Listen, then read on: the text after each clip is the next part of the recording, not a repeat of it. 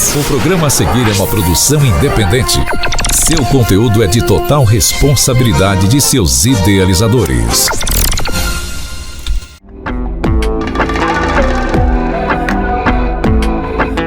Olá, pessoal, estamos novamente aqui com o programa Direitos e Desafios do Mundo Neurodivergente. E hoje nós temos convidadas especiais, como todos, mas elas são de fora da cidade de Mococa e vieram para conversar conosco sobre as questões de crianças neurodivergentes. Então, são as diretoras do Instituto Abaquer, que tem a sede lá em Ribeirão. É isso, meninas? Então, eu quero apresentar para vocês e eu quero que vocês façam as considerações, se apresentem aqui, a Giovana e a Daphne. Olá, eu sou a Giovana Escobal, como já dito, uma das diretoras do Instituto Abaquer, sou doutora em Educação Especial e pós-doutora em Psicologia. Também atuo dentro das escolas com um trabalho bem bacana de atendimento em educação especial, um pouquinho de cada área para a gente conseguir aí superar todas as barreiras e as dificuldades que temos nessa área, né? Que tem tantas pedrinhas na caminhada, mas que também é tão prazerosa porque a gente consegue ver o impacto que tem quando um trabalho é bem feito no desenvolvimento e na vida dessas pessoas. Sim. Olá, meu nome é Daphne, eu sou psicóloga. Sou mestre em Psicologia pela Universidade Federal de São Carlos. Também sou docente do Instituto Lamier Autismo, da UFSCar. Sou uma das diretoras do Instituto Abaquer, da nossa sede é em Ribeirão, mas a gente também tem uma filial aqui em Mococa, então é um prazer estar aqui com você. Isso. Então, assim, nós temos as redes sociais da TV, também do programa, e nós sempre anunciamos que vamos ter os convidados e alguns deixam algumas perguntas e também tem as nossas dúvidas, né? Então, eu gostaria que vocês falassem um pouco sobre a causa desse aumento, né, do autismo que todo mundo está questionando. É moda? É realmente um aumento? É a questão do diagnóstico? O que vocês estão sabendo sobre isso? Ótimo, é uma boa pergunta, né? Porque existem muitas coisas que são faladas nas mídias, mas que realmente são inverdades, né? A gente pode atribuir esse aumento a 4 fatores principalmente, né? Um deles é a conscientização do autismo. Hoje nós vemos muito mais frequentemente nos programas de TV, nas mídias, informações, um acesso muito maior para as pessoas de o que é, né? Quais são as características, então isso ajuda muito. Também atribuímos as características de as pessoas hoje conseguirem reportar mais fidedignamente o que é o autismo, né? Isso ajuda muito quando o censo vai passar, quando as famílias conseguem reportar de maneira confiável. Uma outra questão é que as nossas ferramentas de avaliação hoje estão muito mais desenvolvidas, certo? E a última delas é que os critérios diagnósticos foram amplificados. Então hoje, com todo esse desenvolvimento, nós conseguimos aí ter muito mais diagnósticos. Hoje se fala do espectro, né? Então, assim, ele é muito amplo. Dentro do mesmo diagnóstico, eu tenho crianças com 3 níveis de suporte diferente, né? Então, muitas vezes a criança que hoje, né, é diagnosticada como TEA nível de suporte, lá atrás, no passado, provavelmente nem recebia o diagnóstico, né? E eu costumo falar com os pacientes, porque muitas vezes, na consulta, e aí eu abro o livro e mostro os critérios, né, do DSM para a família, aí os pais falam, mas eu também faço isso. Mas eu também tenho isso. A questão genética, né? E aí ele é uma pessoa que ficou sem o diagnóstico. Exatamente. A gente percebe que é preponderantemente genética, né, a carga. Claro que a gente tem fatores ambientais e essa prevalência tão alta de 1 a cada 31 nascimentos favorece muita pesquisa, né? Isso ajuda que nós pesquisemos muito mais essas causas, principalmente as ambientais, mas não temos dados experimentais suficientes ainda para falar sobre isso, mas sabemos que preponderância é genética. Sim. E aí essas pessoas às vezes foram taxadas como esquisitos, o antissocial, aquele estranho, né? E é uma pena, porque às vezes, muitas vezes, acredito, carregaram um peso na vida toda, tem problemas nos relacionamentos, no trabalho e ficou sem diagnóstico. Então, não é que não existia. Exatamente. Principalmente os nível 1 não eram enxergados, né? Então, o autismo tinha aquelas crianças que ficavam olhando para a parede, agressivas, né? Assim, uma coisa mais pesada. E não é isso, né? Sim. E, assim, quais são, assim, as características que vocês poderiam falar que chame a atenção, que um pai possa procurar uma ajuda? O autismo ele é um transtorno do neurodesenvolvimento que acomete principalmente uma tríade, né? De comunicação em linguagem, interação social e comportamentos repetitivos e estereotipados. Aí, dentro desses, podemos encontrar várias coisas, acho que a gente pode citar algumas, né? Por exemplo, uma baixa frequência do contato visual, do comportamento de imitar, de jogo simbólico, crianças que apresentam muitas estereotipias manuais, corporais, né? Hiperfoco, né? Um padrão mais restrito de comportamento, uma dificuldade de mudar rotina, né? E dentre muitas outras. Eu acho que uma característica importante que a gente pode trazer aqui para as famílias até ficarem bem atentas é até uma das características diagnósticas, que é a hipo ou hipersensibilidade sensorial. Essa eu acho muito importante, porque que as famílias vão perceber em casa, né, que há menor ou maior sensibilidade aos estímulos sensoriais, como som, luz, textura, sabor, odor, porque isso vai aparecer ali numa restrição alimentar, né? A criança, por exemplo, apresentar determinados comportamentos em ambientes sociais com muitos estímulos luminosos ou muito som. Então, isso tudo são características que as famílias podem aí se atentar para que a gente consiga fazer uma avaliação. Eu acho que o brincar também ele é muito importante, né? A gente explicar um pouquinho o que seria o brincar funcional.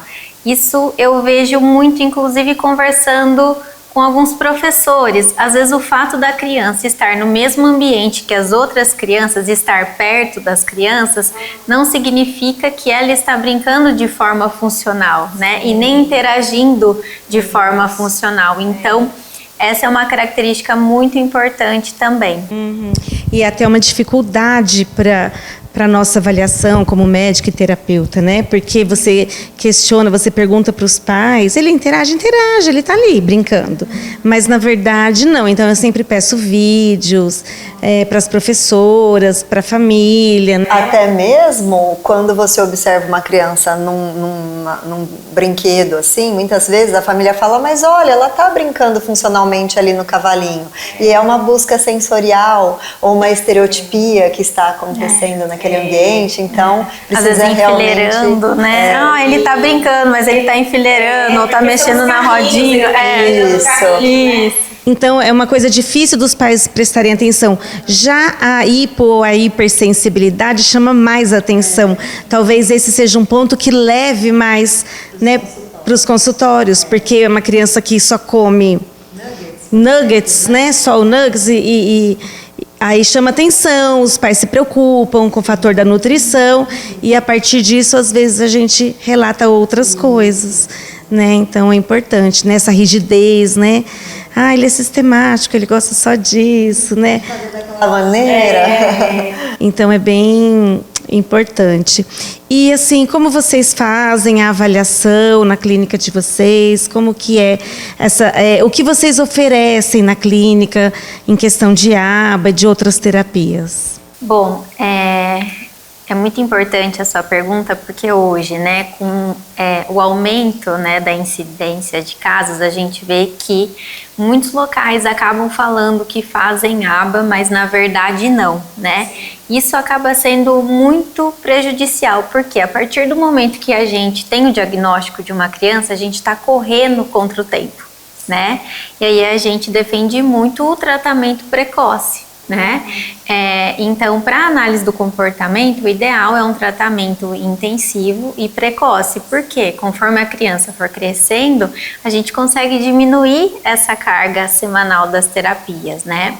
Então, no Instituto Abaquera, a gente segue todas as diretrizes da BPMC em relação ao atendimento, né? Em análise do comportamento aplicado. Então, nós temos os aplicadores, nós temos os analistas, os supervisores e os coordenadores, né? Então, nesses cargos, né, acima, todos os profissionais, eles necessariamente precisam ter a pós em aba, né? Quando a gente pensa na coordenação, um mestrado, né, além da pós. No caso meu e da Giovana, eu tenho mestrado, a Giovana tem o doutorado, né, o pós-doutorado. Então, isso é algo que precisa ser visto de uma forma muito séria e correta, né? Então, aba necessariamente tem que ter registro de tudo, né? Se não tem registro de tudo, não é aba. Se não tem supervisão, também não é aba, né? Então, quando a criança chega para a gente na clínica, a gente vai avaliar se ela tem os pré-requisitos comportamentais. Se ela tem contato visual generalizado, imitação motora generalizada, discriminação auditiva visual, né? Ecóico, se ela faz pareamentos, porque se ela não tem essa base, dificilmente ela vai conseguir conseguir aprender habilidades mais complexas. Então, a gente tem que garantir muito bem esse repertório inicial. E nós trabalhamos com uma equipe, né, de vários profissionais que avaliam por áreas, né? E aí nós, através de todas essas avaliações, montamos o programa de ensino individualizado com as necessidades daquele indivíduo. Né? Então, a gente avalia todos os déficits comportamentais, os excessos comportamentais e montamos esse programa individualizado. Acho que é importante frisar que a aba é uma ciência, ela é robusta, viva, então é muito importante, né, que as pessoas se aprofundem diariamente, porque tem muita mudança diariamente, então a gente precisa estudar sempre, né, porque a pedrinha que aparece ali no caminho daquela criança, a gente vai conseguir tirar se a gente tiver todo um arcabouço ali de conhecimento para conseguir propor algo adequado para aquela criança. Não é invenção, não é castigo, não é manicômio, né? Não é uma internação. Tudo baseado em reforçamento positivo, todas as estratégias, inclusive de manejo de comportamento, né, para reduzir comportamentos interferentes, todas elas são baseadas em reforçamento positivo. São estratégias realmente baseadas em reforçamento. E jamais um analista do comportamento usa punição ou controle aversivo. Ai, que bom. Bom, então, gente, agora nós vamos fazer um intervalo e voltaremos já com essa conversa tão legal sobre as terapias, sobre o autismo e principalmente sobre aba, que muita gente tem dúvida. Até mais. Seu melhor amigo merece o melhor cuidado, não é mesmo? Na Clínica Veterinária Dr. Pet, nós entendemos isso. Aqui a saúde do seu pet é nossa prioridade, com consultas, cirurgias, vacinas, Uberdog e um atendimento completo. E para a felicidade dele, oferecemos um spa completo, banho relaxante, dose higiênica ou personalizada por raça, deixando ele lindo e cheiroso. Cuidamos da saúde e da beleza com todo o carinho que ele merece. Vem pra Clínica Veterinária Dr. Pet, onde seu pet é tratado com amor. Pinheirinho Supermercados, tradição e confiança. As melhores ofertas você encontra aqui. De segunda a quarta, Hortifruti Pinheirinho Supermercados. Frutas e legumes com qualidade em primeiro lugar. De quinta a domingo, ofertas especiais do final de semana. Açougue qualidade premium, padaria e rotisserie, completo pra você. Restaurante Pinheirinho, todos os dias das 11 às 14 horas. Compre online www.pinheirinhoonline.com.br. Acompanhe nossas redes sociais, @Pinheirim Supermercados e aproveite nossas ofertas. Tem momentos na vida em que o estilo faz toda a diferença. Na Galvani você encontra o traje perfeito para qualquer ocasião. Casamentos, formaturas e eventos especiais. Transforme seu visual com elegância. Dos detalhes ao caimento, cada peça foi feita para valorizar o seu momento. Qualidade, sofisticação e o ajuste perfeito do jeito que você merece. Galvani Aluguel de Trajes Masculinos. Rua Campos Sales 581 no piso superior da H. no centro de Mococa. Galvani Aluguel de Trajes Masculinos. Vista-se de elegância. Olá, pessoal. Voltamos aqui com as nossas participantes de hoje, a Giovana e a Daphne, que são diretoras do Instituto Abacare, que faz um excelente trabalho com o tratamento das crianças com TEA e outras também, né? Outros atípicos aí. Bom, meninas, então eu quero perguntar para vocês qual a idade, quando é possível já ter alguma característica, qual a idade ideal para iniciar o tratamento? Ok, a gente luta muito, muito mesmo para que esse diagnóstico seja o mais precocemente possível, né? A gente sabe pela literatura que quanto mais precoce for o diagnóstico, mais rápido essa criança chega até uma intervenção e que ela seja adequada e melhora o prognóstico. Por quê? Nessa fase inicial, as conexões neuronais, elas são mais velozes, a neuroplasticidade está em fase de maior desenvolvimento, então a aquisição ali, ela é muito mais otimizada. Nós precisamos dessa intervenção precoce para fazer ali o tratamento adequado na melhor fase de aquisição e conseguirmos então ter os melhores resultados. Em países desenvolvidos, como os Estados Unidos, nós temos isso muito precocemente, né? Até os 18 meses essas crianças são diagnosticadas e já encaminhadas para um tratamento adequado. No nosso país ainda a gente vê muito próximo da faixa dos 3 anos, mas a gente já tem visto muitas crianças chegando mais cedo, né, para a intervenção, e isso é um avanço muito importante. Principalmente porque, por exemplo, quando a gente recebeu, o mais novinho que a gente recebeu na clínica, ele tinha 10 meses, e aí a gente já começou toda uma intervenção. Quando ele tinha 3 anos e meio, quase 4, a gente já conseguiu diminuir muito a carga horária das intervenções.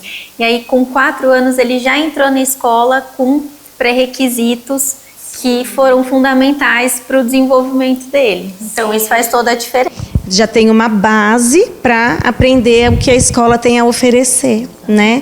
Então tem alguns trabalhos recentes que eu vi que crianças que foram diagnosticadas aos 12 meses foram confirmadas depois, né, que realmente era. E uma coisa que eu costumo falar aqui para os convidados, para a população, e eu falo para os meus pacientes que, mesmo que tenha dúvida, né, leve seu filho, tem uma pulguinha atrás da orelha, leve até para uma avaliação, né? Se não for, tudo bem. E se for algum prejuízo que não dê para fechar um diagnóstico, já começa a intervenção, né? Não tem o nome, não é autismo ainda, a gente não sabe se é, mas está com uma dificuldade de interagir, seja de qualquer área, vamos já estimular, vamos intervir, porque não vai nunca ser prejudicial. Com certeza, é o que a gente fala na clínica. A gente não precisa necessariamente que a criança chegue com um laudo de autismo. A gente está olhando para a criança, né? Individualmente para ela, quais habilidades que ela tem e quais ela não tem, a gente vai ensinar. É basicamente é isso, né? Então, fazendo uma analogia com outras doenças, né? Tá com uma tosse, não é pneumonia, mas você já trata a tosse. Não precisa esperar chegar na pneumonia. Então, a gente já trata o sintoma de atraso. Às vezes não vai fechar nenhum diagnóstico, mas é ali uma falta de estímulo, qualquer outra coisa. Então, não deixem de procurar, não tenham medo de receber um diagnóstico. Se for algum que tem algum diagnóstico, vai ter o tratamento. E se não for, você está ajudando seu filho a se desenvolver, né? E qual seria assim o tratamento do autismo que vocês recomendariam? Acho que assim, importante, primeiro é só trazer um pouquinho da questão hoje do diagnóstico que vai refletir nesse tratamento, né? Eu acho que hoje a gente tem um ganho com o CID-11 né, com esse diagnóstico atual que trouxe para mim um fator que é muito importante, né? O CID-10, ele trazia a recomendação de fazer um diagnóstico único, né? Hoje, com o CID-11, a gente consegue fazer esse diagnóstico e ver os prejuízos no desenvolvimento intelectual e de linguagem funcional e a gravidade de 1 a 3, o que é muito interessante porque favorece o diagnóstico diferencial, que pra gente que está na intervenção, faz toda a diferença de como a gente vai fazer essa programação de ensino, né? Quando ele vem pra gente já com esse diagnóstico diferencial. Então foi muito positivo nesse sentido, né? Avanços nesse sentido. E para falar um pouquinho sobre o tratamento, né? Claro que a gente não poderia falar diferente, né? Somos cientistas dessa área tão robusta que é a análise do comportamento. É uma área que trouxe, né, o seu braço de aplicação, que é a ABA, que vem de Applied Behavior Analysis, que é um dos braços da ciência análise do comportamento e que se dedica a estudar os comportamentos socialmente relevantes. Por que que essa ciência é tão robusta? Ela tem décadas de resultados favoráveis, né? E tem toda uma literatura, muitas pesquisas que mostraram isso e sua eficiência em todas as áreas, né? Para ensino de linguagem, de interação social, para redução de comportamentos que são disfuncionais, para ensino de repertórios de habilidade de vida diária. Então ela é robusta porque ela consegue trazer tantos procedimentos benéficos com resultados favoráveis e que vão efetivamente aumentar os repertórios que estão defasados ou que não existem, que são funcionais, e reduzir aqueles repertórios que não são socialmente relevantes para o indivíduo. Então ela tem aí toda essa robustez porque ela consegue trazer aí um tratamento muito sólido. A gente tem várias pesquisas, né, que demonstram que as intervenções baseadas na análise do comportamento, elas trazem ganhos em todas as áreas, né, se for comparado com outras estratégias de intervenção. Isso. Então, a ABA traz um ganho muito maior em linguagem, em QI, em atividades de vida diária. Então, é o que a gente procura fazer no dia a dia. E em conjunto com a ABA, né, eu acho que é importante a gente ressaltar o papel da fonoaudiologia, né, trabalhando em conjunto com a equipe. Sim. E também a terapia ocupacional, né, a integração sensorial vem para ajudar muito também. Eu acho que o importante mesmo é que essa equipe, né, lógico que todas essas abordagens, né, com evidências científicas e caminhando em conjunto com os mesmos objetivos, exatamente, né? Com os mesmos objetivos para melhorar a qualidade de vida dessa criança. Isso. E como melhora, né? A gente vê no consultório, a gente vê, é emocionante. E às vezes em pouco tempo, né, dependendo da criança, e as mães se surpreendem. E no diagnóstico eu já falo para elas, vocês vão assustar e vocês podem até questionar o diagnóstico daqui a um tempo. De tanto que a criança evolui, ela vai falar, será que era autismo mesmo? Né? Porque é muito bom o tratamento e algumas até precisam de alguma medicação, alguma coisa, mas a maioria é o tratamento com a ciência, de forma correta, né? Que é muito importante, não é qualquer jeito que se faz a ABA, tem que ser muito correto nisso, e elas melhoram muito. E eu falo assim, eu brinco que todo mundo precisava um pouquinho da ABA, né? Na nossa vida, todo mundo precisa melhorar o comportamento, a gente tem várias dificuldades, e que bom se todo mundo tivesse uma abazinha ali de base na nossa vida, né? Um manejo comportamental, né? Que delícia! A gente ia prevenir muitos transtornos por aí, eu acho, né? E aí, gente, então como que é o trabalho de vocês? Vocês têm a clínica aqui, tem lá, tem mais algum lugar? Como que é? A nossa matriz é em Ribeirão Preto. Em Ribeirão nós temos 2 unidades. Nós temos uma filial aqui em Mococa e nós temos as franquias, né? Então a gente tem uma franquia em João Pessoa, na Paraíba, uma franquia em Itajaí, Santa Catarina, uma em São Carlos, que é mais pertinho, e uma em Dourados, no Mato Grosso do Sul. Nossa, que bom, né?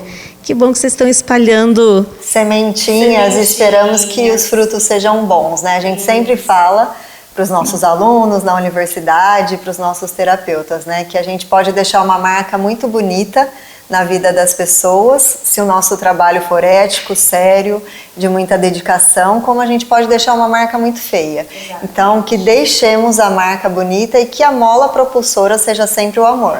Que o profissional completo não é o inteligente, é o sábio que vai conseguir unir inteligência e sensibilidade para fazer o melhor e a diferença na vida das pessoas. Em se falando de famílias tão, assim, sofridas, com tantos... precisam de muita ajuda, de muito amor, né? De muito acolhimento. Eu acho que essa base é muito importante também, né? Essa visão, né, fundamental. Bom, então, gente, estamos aqui com as super terapeutas e aí a gente vai terminar nosso programa. Eu queria que vocês deixassem algum contato, as considerações finais para esse programa.